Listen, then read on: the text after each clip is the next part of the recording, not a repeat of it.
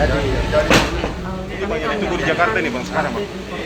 Oh, Iya, berikan statement Bang. Iya, Oh, iya. saya ini Pak. Alhamdulillah pertama tentu kita sampaikan semuanya bahwa tidak hanya bangkit pemerintahannya dan juga keluarga di daerah yang turut Sinjai juga amanah dari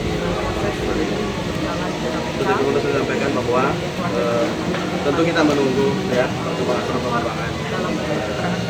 Jangan kita langsung bagaimana ya. Kita paling tidak menunggu perkembangan dan tetap tenang dan mendoakan beliau. Kapan Pak Wagub tahu gubernur Ya, jerat kasus ini kapan Pak Wagub tahu?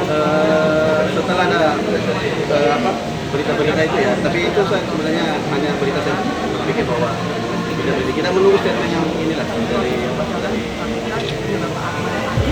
yang kedepannya akan Oh, jadi gubernur sekarang di Jakarta Pak ya? ya. Gubernur sekarang ada di Jakarta. Jadi itu kita menunggu. Infonya yang menjerat Pak Wagub ini proyek Jalan Sinjai dan kawasan wisata Bira apa Pak Wagub tahu? Saya belum tahu sih. Harusnya ada di sana, ada yang